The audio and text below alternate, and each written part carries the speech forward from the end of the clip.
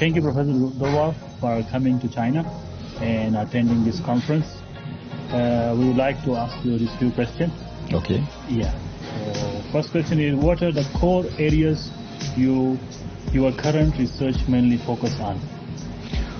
Well, I work for almost 40 years now on superconductivity, actually optimizing properties and the characteristics of superconductors, trying to improve the pinning mechanisms to have higher critical currents and more applied materials for applications actually.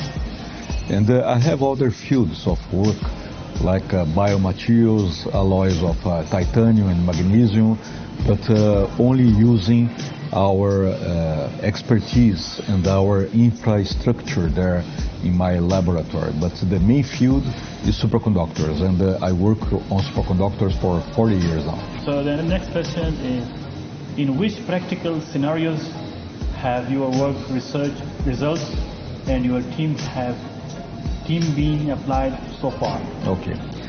Well, as I told you, we worked for many years and we continue working on optimization of transport properties and characteristics of superconducting materials.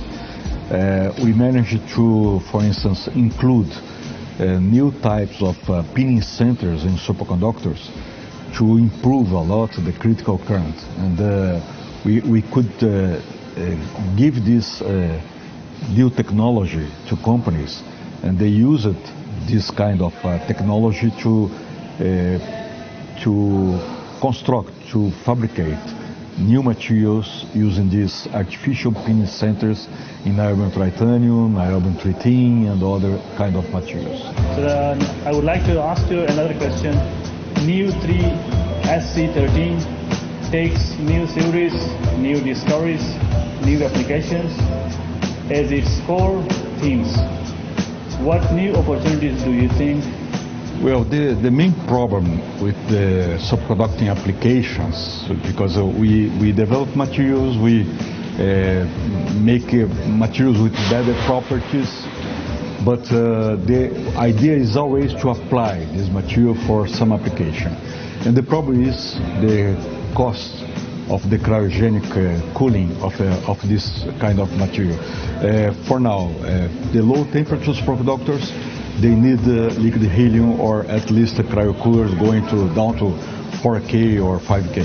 We have a lot of groups researching on finding materials, finding superconductors with higher critical temperatures.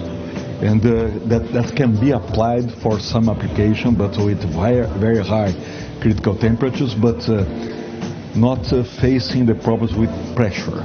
No. What we have now, we have superconductors with higher critical temperatures, but needing a very high pressure to operate or to go to the superconducting state.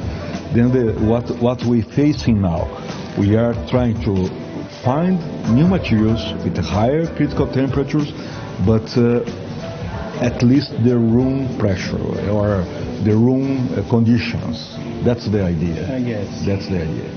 So, in your country, what is the current progress of research and application in the field of superconducting applications? That's a good question. It's a very long, a very long one, but it's a good thing. Let me start talking about Brazil. Brazil has right now more than 90% of the own niobium ore we know in the world.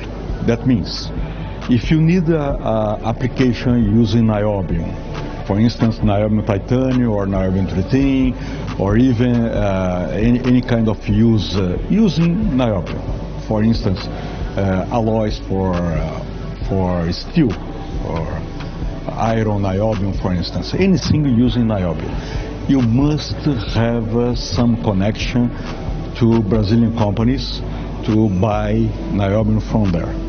That means Brazil has a very good opportunity to create companies to create a market to use our niobium, not only for iron niobium, but for superconductors and the applications of superconductors. That's the idea for Brazil.